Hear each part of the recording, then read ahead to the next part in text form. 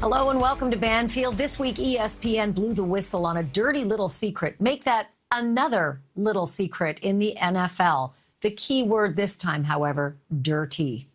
The Sportsnet revealed that in May of 2016, almost 6 years ago, the Dallas Cowboys paid 4 of the team's iconic cheerleaders $2.4 million to settle a lawsuit.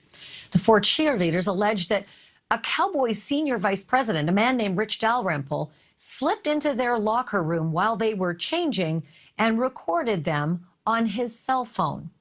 The team investigated, scoured his phone, and Dalrymple denied any peeping. But they paid out anyway. And in exchange for the money, they required the women sign NDAs, non-disclosure agreements. A Cowboys spokesman said everyone involved felt just terrible about this unfortunate incident. But life went on until ESPN started asking questions, at which point Dalrymple, who'd been with the team for 32 years, decided to retire. That was 16 days ago. He says the timing was purely coincidental. The Cowboys are not talking about Dalrymple or anything else. ESPN says, quote, no one on behalf of the team acknowledged his years of service, and his retirement was not mentioned on the team's website. Are you shocked yet by any of this? Because my guests tonight are not in the least. I want you to meet 3 women who left their blood, sweat, and tears on the NFL sidelines all across the country. Megan Pravdin cheered for the Tampa Bay Bucks and the Orlando Magic. Before that, in 2014, she tried to be a Dallas Cowboys cheerleader, but was told she danced too, quote, heavily, and her thighs were, quote, too stocky. Kristan Ware cheered for the Miami Dolphins, but says she was mocked, abused, and ostracized after talking about her Christian faith and revealing that she was a virgin. Makiba Pate cheered for the Seattle Seahawks and now hosts the pro cheerleading podcast, The Truth Behind the Poms. She also happens to be a lawyer. Welcome to all 3 of you. Kristan, I want to begin with you. I said that the 3 of you just would not be surprised at all by the story I laid out. Why is that? You know, my heart goes out to these women, and unfortunately, I'm not surprised by this at all. The NFL continues to cover up their wrongdoings with dirty hush money, and the amount of NDAs that they are giving out is completely out of control, and I believe it is a tactic to continue to silence women in the NFL. So, Megan, the story about the alleged peeping in the Dallas Cowboys locker room, that happened a year after your ill-fated tryout for the Cowboys, in which they, critiqued your physique and said, no, sorry, you don't belong here. Are you sorry still that you didn't make the team? I mean, the reality is, Ashleigh, whether I made the Cowboys or another team, these are deep spread systemic issues with the NFL. And like to Kristan's point, they're paying, they're covering it up, and there's so many NDAs. No one's able to really speak about the true issues and the misogyny that's happening in the NFL right now. So, Makiba, you've got the soapbox, you've got the podcast, you've got, a wonderful platform to open this up and let people know exactly what's going on in these organizations. Is that making a lick of difference, though? I think it is. The podcast started 3 years ago, and just having this community feel safe to raise these issues and really just talk about what it's really like to be a professional cheerleader, either in the NFL, NBA, or other leagues. I think once you understand that we're all a community and some of these issues are happening in various teams, I think gives a little bit of comfort, because prior to these lawsuits, I think there was just a fear of speaking up and explaining what was going on in your program. And now that I think there's a broader community, people are more inclined to figure out ways of how we can fight this. I think everybody's tired of this narrative repeating itself over and over again. So, Megan, going in, I'm wondering if you realized that you'd be judged like livestock. I mean, you'd literally be just scrutinized top to bottom. And so much of it would be just about looks, as opposed to the athleticism and the drive and all the other things that it takes. I mean, this is a hard job. I've done a deep dive into a lot of what it takes to be a Dallas Cowboys cheerleader. I was one of the judges once. But did you expect just how, superficial it would be? You know, the Cowboys have a long history of being very critical on their reality show, DCC making the team of the women's bodies. After my year on the team and after I shared my story on social media, a lot of the body shaming, while I don't believe it has been silenced to the girls, I believe that Kelly Finglass, as an executive producer, is now having it edited out of the show due to social backlash. Mothers not wanting their children to see these types of criticisms on TV. Yeah, I mean, I've got boys. I don't want boys to see it, let alone if I had daughters, you know. So, you know, I want to ask you, Christiane, about what you went through as a Christian, as somebody who disclosed, I would assume, to your what you thought was a pretty tight-knit community on the squad that you were a virgin. What happened then? Well, I gave my life publicly to Christ, and I got baptized in Father, Son, Holy Spirit, and I posted it on my Twitter, and I was super excited. But then I found myself in an interview room with the director and the coaches, bringing up my faith and also bringing up my personal conviction to save myself for marriage, and to which they said that I was not allowed to mention God on the team anymore, and that I needed to develop into a real woman. Those sound like fighting words. I think most people would say those sound like legal fighting words. So you sued. Right. What happened after that? Well, I contended for my faith, and I did go through the chain of command. I went to HR, and then retaliation began against me. I mean, I was gaslit to the ground. I was emotionally, mentally abused to the point where it turned physical, and the director laid her hands on me and yelled in my face and told me once again that I needed to develop into a woman. I did pursue a lawsuit with grace at the forefront of justice. I do like speaking in love and hope for a better tomorrow in the NFL for the girl that's going to be wearing the uniform after me. The lawsuit went on. They tried to offer me a settlement and hush money like they do all the other women.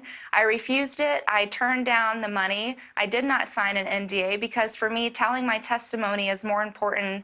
And no amount of money was worth compromising and silencing what the Lord put in my heart. And I truly do want to leave a positive impact in the NFL. And I believe that if girls band together, we can actually accomplish this. Is it true what I had read about you only wanted a sit down with Roger Goodell? You didn't want money. You didn't want anything else out of this suit, just an opportunity to speak face to face? Thank you for bringing that up, Ashleigh. Yes, that was the first conversation that I had with my lawyer. And I said, listen, I will go forward and use my voice under one condition. This cannot be about money or fame. This has to be about making a difference. And so we tried to settle with the NFL by offering $1, $1 just to sit down with Roger Goodell and actually discuss important concerns and vital issues of mistreatment towards these women in the NFL. And he refused and declined. So I want to move on to another story that seems to just keep, cyclically making its way into the headlines, Makiba, and it's the Washington football team, at one time named the Redskins, now named the Commanders. And it's so odd. My team and I were discussing a calendar shoot in which some of the cheerleaders said that there were, high-priced sponsors and luxury suite holders who were invited to tag along just to watch the topless, these were supposed to be risque shots where they covered themselves up but had to be topless and in some cases naked. And that there was this entourage that was invited to just tag along to these locations far and abroad. I mean, the Dominican Republic, Costa Rica, all these beautiful beaches. And it's weird because every 5 years, it seems this story happens in a different location with different people making the same claim. And I was even confused as to which incident we were talking about today. How much of this is well known throughout all of the cheerleading squads throughout the NFL? I think we're all, closely knit and impacted in following this space.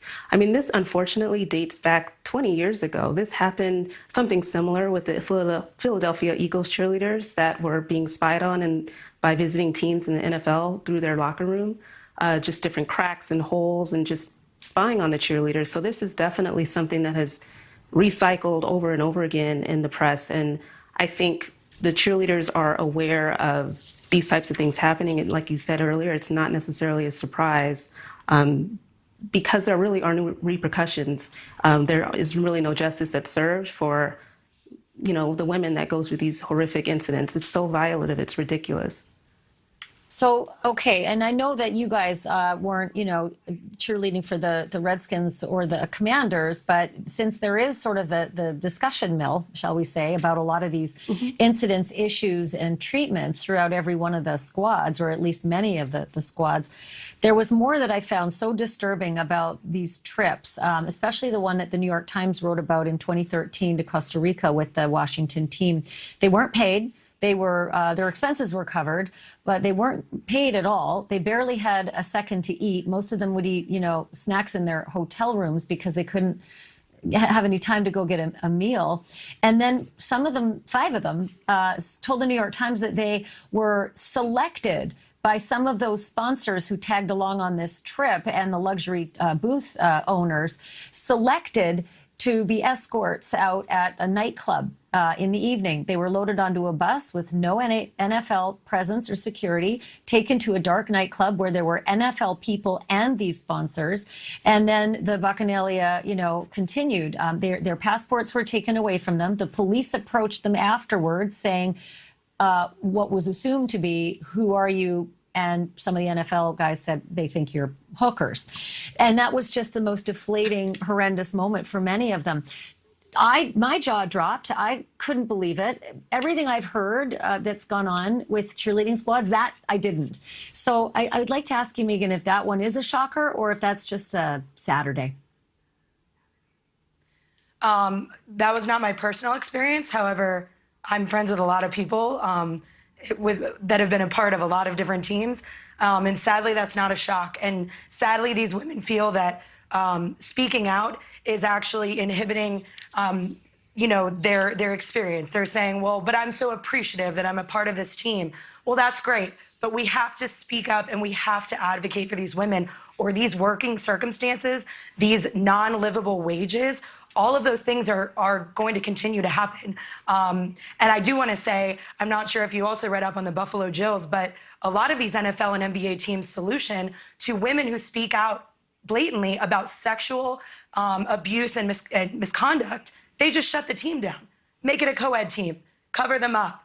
Let's make everyone in the organization more comfortable by punishing the women who are the victims.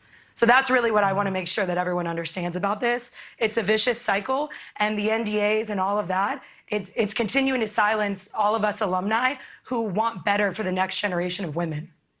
So, Christiane, the organizations all answered and denied a lot of the charges, but the New York Times investigation ran pretty deep, and they got a lot of corroboration from different cheerleaders who said, no, we were hand-selected and told to go out on these evening events. There were other things they said as well, and I want to get your feeling about this, Christiane. Team building events to keep the squad as a really tight unit, an outing on a boat. And when they got to the boat, it wasn't a commercial boat. It was one of the luxury booth owners' yachts. And the liquor flowed straight from the turkey basters into the cheerleaders' mouths. There were dance contests below deck in which the cheerleaders could make money. Many said it was demoralizing because they didn't feel they had any real choice. I mean, of course, it was voluntary, but you go because it's a team building event. And if you don't go, you're not a team player.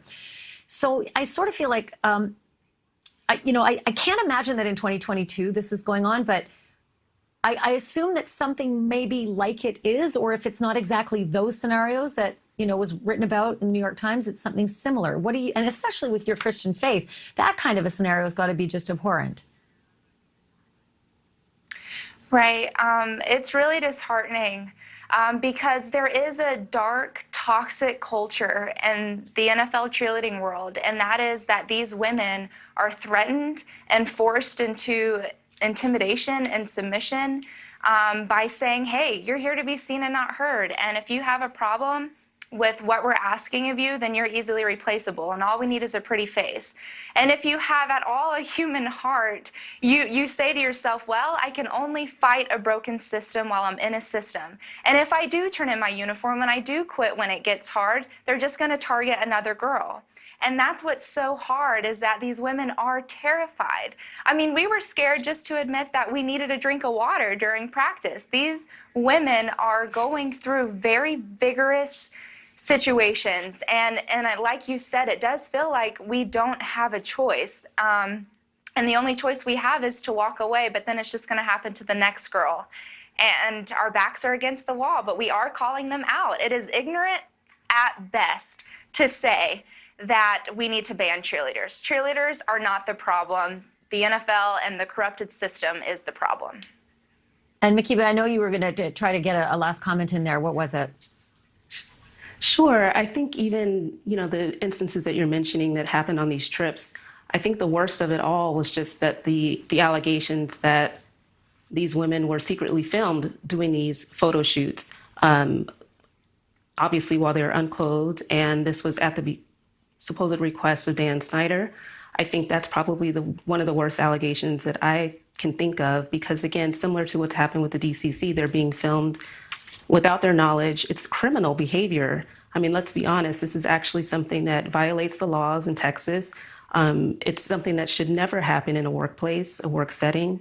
And so I wanted to definitely point that out, that I think the most egregious allegation is just that they were actually filmed and put into like a soft porn video, supposedly at the request of Dan Snyder. So it's more on. I should mention Dan Snyder is the team's owner since '99, and he's denied that. But boy, is that ever an uncomfortable revelation, accusation as well. All three of you, I'm so thankful that you joined me tonight to talk through this. I think it's definitely worthy of a lot more talk. We talked about race in the NFL a lot in the last few weeks, but sexism in the NFL maybe not getting as many headlines. So Megan Probden, Christiane Ware, and Makiba Pate, thank you so much. Absolutely. Thanks for having us. So my next guest knows these issues from every angle. Lisa Guerrero is a chief investigative reporter for Inside Edition. Her past careers include sportscaster, actor, model, and yes, cheerleader for the Los Angeles Rams. Lisa, thank you so much for joining me. A lot of people watching, they hear these horror stories. They hear over and over that the cheerleaders, don't get a penny or only get pennies. And they wonder, why would smart, talented, athletic, successful women even want to do this job? Well, first of all, a lot of smart, talented, athletic women love football. And I was 19 years old when I tried out to be a Rams cheerleader. And I was raised by a single dad. I had a brother. And some of my fondest memories were growing up watching football with my dad and arguing about who should be the starting quarterback. In fact, when I was little, I thought that someday I was going to grow up to be the starting quarterback of the San Diego Chargers. I didn't realize when I was a kid that I couldn't be a player, but I could be a cheerleader. When I became a cheerleader, one of the big draws for me was a sense of sorority and community with other women.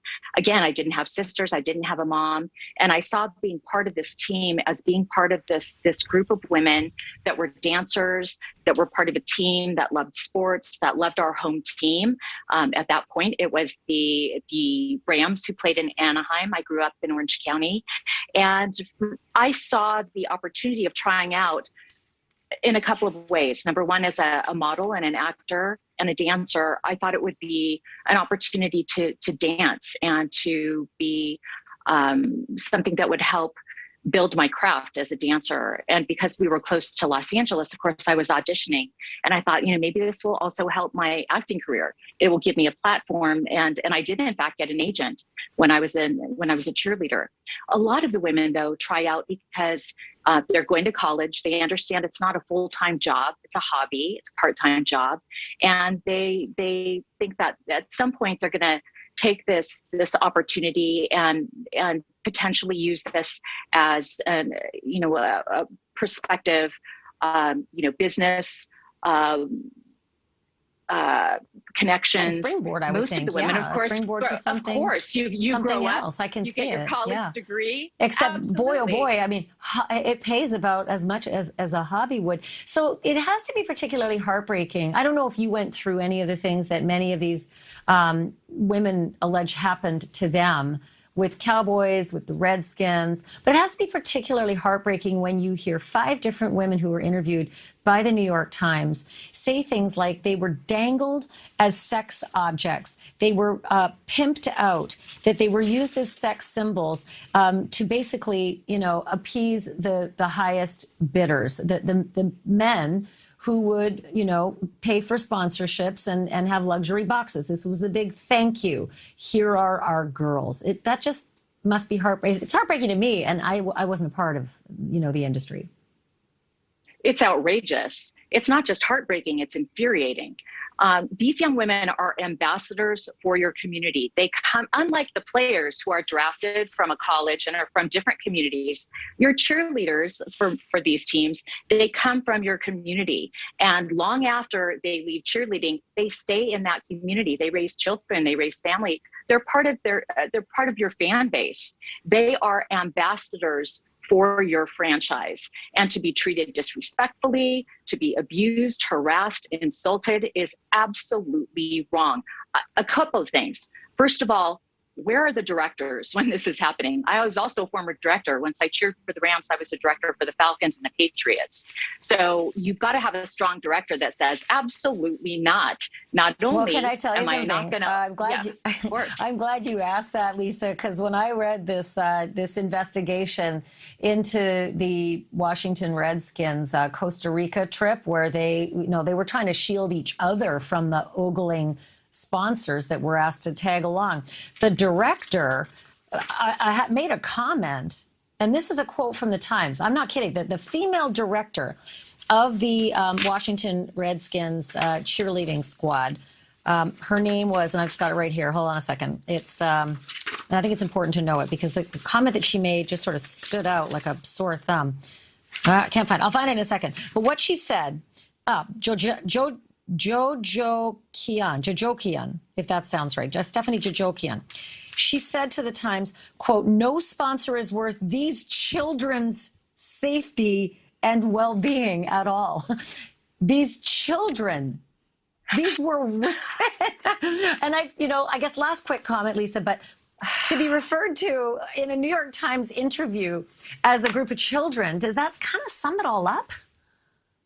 Yes, they're infantilizing these women. These are women that are 18 and over. They're dancers. They're athletes, and to be treated like that is outrageous. But again, the director, it's the director, of course, who needs to, over my dead body would I've let any of the cheerleaders I work with be treated like that. But more importantly, where are the owners? Where's the transparency? Why are you covering up for your vice president who's sneaking into the Dallas Cowboy cheerleader locker room and allegedly videotaping them? Why wasn't he fired? There have got to be some owners in the league that say enough is enough. It's time to stop these outrageous acts, to protect the cheerleaders, to provide security for them, to pay them a living wage for the amount of time they're working for your team with their team's uniform on. These are billion-dollar companies. And again, this isn't about Roger Goodell, the commissioner. He's just the spokesperson for these billionaires who have these teams like franchises. It's up to the team owners, who are mainly old white men, to say enough is enough. And if they can't do it, the fans, they need to push this. They need to push this narrative. Enough is enough. Good luck, right? Good luck. I'm just going to put up a picture as we say goodbye, and it's from the 60s, and it's the template for the Dallas Cowboys cheerleader image and costume. It was an exotic dancer named Bubbles Cash, and the owner of the team, the president, I guess, the Tech Schramm, saw her in the stands walking down with a very revealing miniskirt and, sky-high hair, but 2 things of cotton candy. And at the time, the cheerleaders on the field were high schoolers that did stunts. And he saw Bubbles Cash, and look how everyone else saw her. Just look at everybody else's faces in that crowd. And he said, okay, I think it's time to change our cheerleaders from high school kids doing stunts to maybe something a little more Bubbles Cash. Now, that was within my lifetime anyway, in the 60s. And who knows if it's, going to get better soon. It's great talking to you, Lisa. Thanks so much for coming on. I really appreciate this. Thanks for having all of us on, Ashleigh, because I really enjoyed that first segment. It was so enlightening. Those women were powerful and intelligent, and they told their stories really well. And thank you for helping to further the conversation. It's an important one. Well, You know, we got the vote, so there's still hope. Thanks, Lisa. Thanks, Ashleigh. Thank you for watching. Click the red subscribe button below so you can get more of NewsNation's fact-driven, unbiased coverage.